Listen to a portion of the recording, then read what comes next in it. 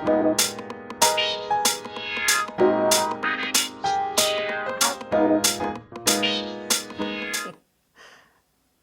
and welcome to Illuminated from the IVI IPO.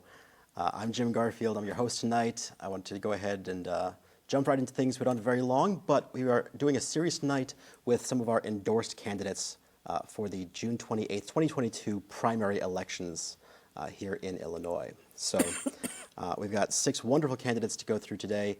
Our first one joining us right now is Mariyana Spyropoulos. Good evening, nice to be here.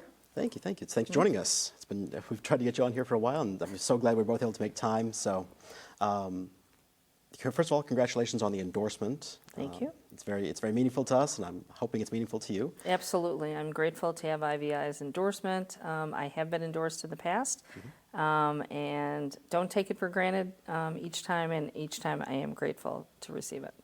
Well, thank you. Now, you are sitting commissioner on the MWRD Metropolitan Water Reclamation District. Yes. Okay, and you were first elected in 2010, is that right? Yes. So this is you're running for your 3rd full term. So I'm currently in, we have 6-year terms. So I was first elected in 2010, re-elected in 2016, so I'm currently in my 2nd term. Okay. Now, for those who don't know, MWRD, Metropolitan Water Reclamation, what is that? What does it do? So that's a great question because I get that asked a lot.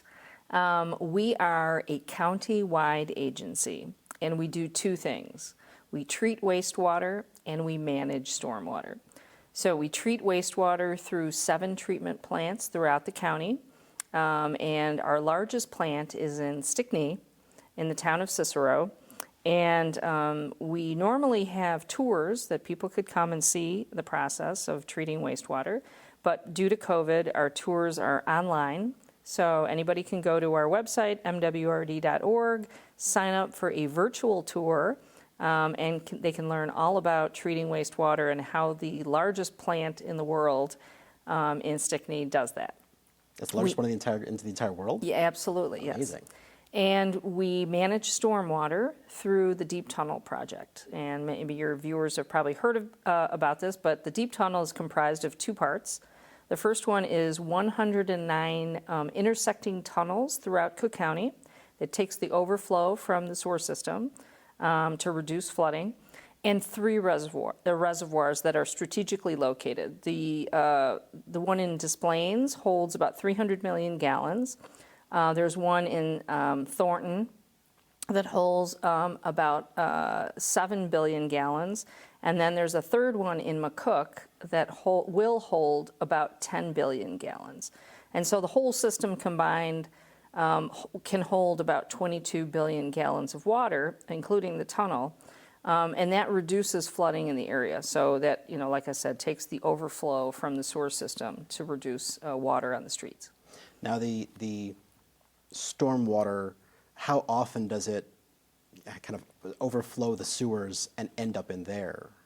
Well, sometimes it can happen quite often, and we know that we're experiencing climate change, which increases the amount of rain that we're experiencing, but it also increases the intensity of the rain. And the reason why that's important is about 40% of Cook County has been developed. And that means that you have surfaces that are either concrete or asphalt that cannot absorb stormwater. So that means that water has to go somewhere. And it'll inevitably go in the streets, or if you have green infrastructure, like a permeable pavement, or you have grass, or a green roof, or various other green infrastructure tools, that can absorb the stormwater. That's ideally what we would like to do. When you have that 40% of Cook County that's not permeable, that water runs in the streets. Sometimes it backs up into people's basements. So we try to invest in communities to incorporate these projects to absorb stormwater, to reduce the amount of water that is overflowing into the streets. Okay. So the first half was wastewater. When you say waste, does that mean when you take a shower, it goes down the drain, you flush a toilet? What all constitutes wastewater? So wastewater, let me back up a little bit. Our sewer system is a combined sewer system. And what that means is you have wastewater and stormwater that goes together into the same pipes.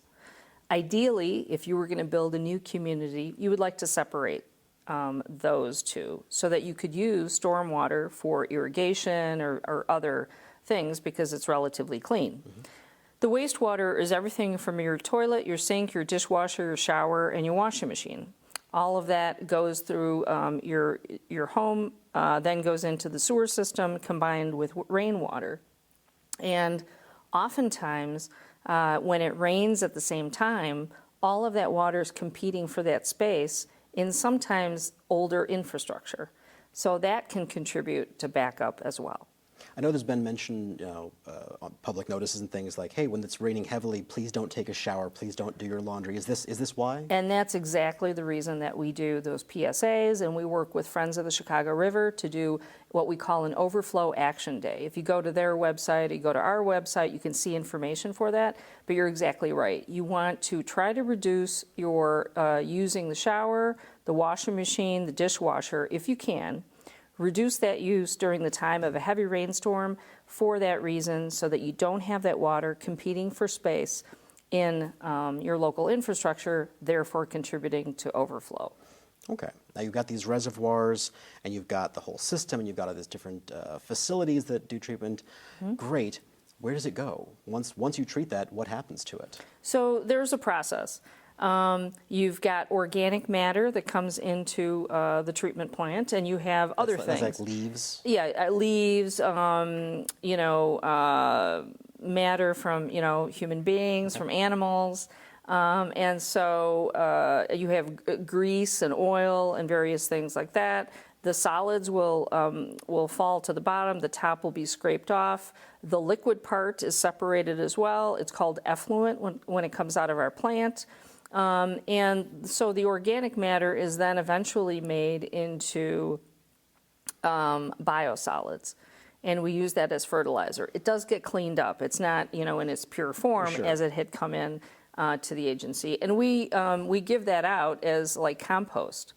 And, you may have seen something called Milorganite at a Home Depot or, some store like that. That is from Milwaukee. That's Milwaukee's, compost, basically. Interesting. Okay. So we have our own. We call it EQ quality, which means we've put it through an EPA process to make sure that it, is not contaminated and that people can use it. And then the liquid part goes through the Chicago area, the CalSag, and goes down the Mississippi River to the Gulf of Mexico. So it does not go into Lake Michigan. I get that question a lot. Okay. So once it's been cleaned from the MWRD, it's then discharged into the Chicago River, or? No, into the CalSag and Chicago area waterways, and goes down to the Mississippi River to the Gulf of Mexico. Okay, so it doesn't end up in either the lake or the Chicago River? No. Okay. What kind of projects, there seems to be an awful lot of here. What kind of projects are you hoping to work on in the next 6 years? Well, I think, like I mentioned, climate change is a huge issue. And it's not just for the Chicagoland area, it's for our entire region. And it's not going to get any better. So we want to make sure that we're mitigating the damage to our communities. And I think that's something that's important that we do, is invest in our communities. And what I mean by that is twofold. First, the infrastructure in terms of the sewer system that's in the streets. That needs to be upgraded because some communities are disproportionately affected. They can't make those investments. They need us to assist if we can. So I'd like to see us do that. That'll reduce the amount of flooding that happens. And number two, helping all communities with green infrastructure.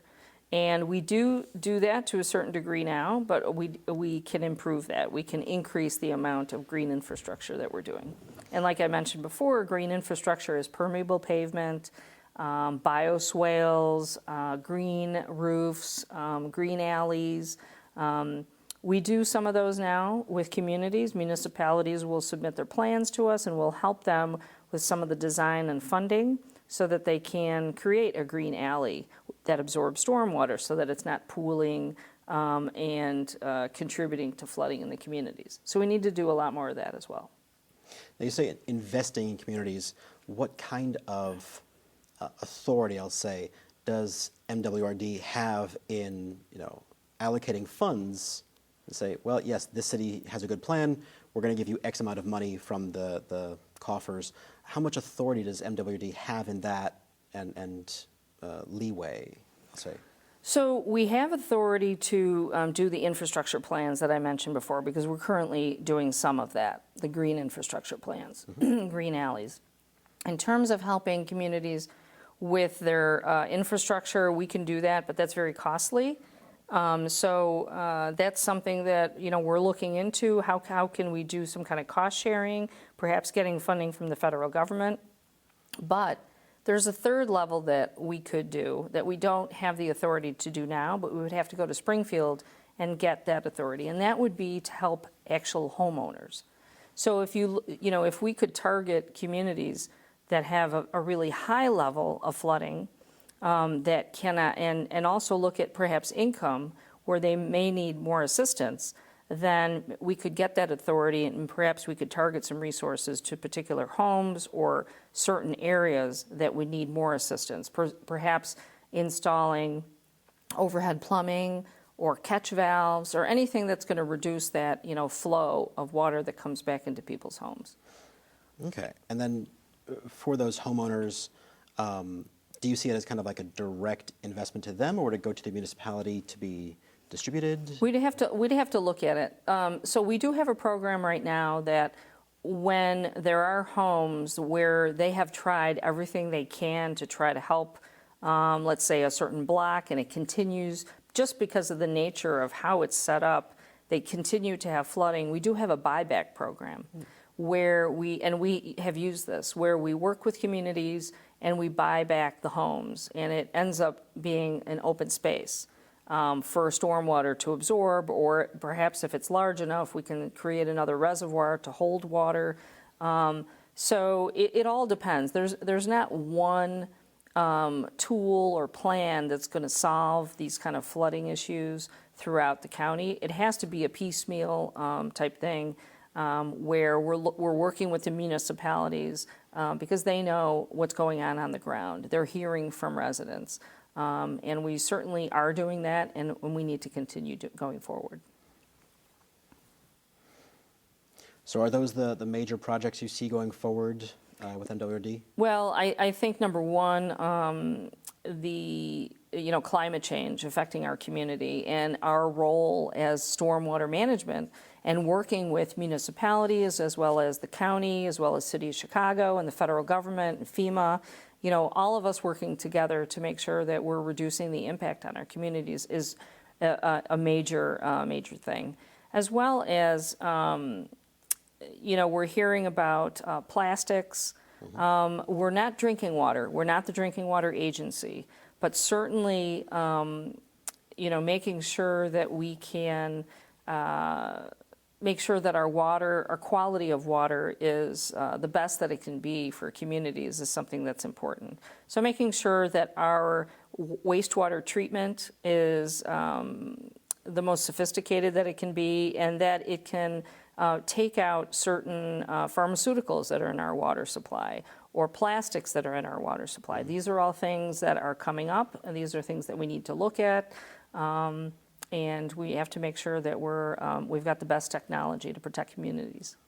Great. Well, I have to wrap up right now, but I'd be remiss if I didn't note, you have endorsement of IVI IPO, but you also have Senator Durbin, Congresspeople Chuy Garcia, Robin Kelly, Jan Schakowsky, Danny Davis, Secretary of State Jesse White, Senate President Don Harmon, Mayor Lightfoot, President Tony Preckwinkle, Clerk of the Court Iris Martinez, and just the list goes on and on of endorsements here. I could have spent the entire 15 minutes just listing those. So. Oh. And of course, Sierra Club. Mm-hmm. So no small feats. So thank you so much for joining us.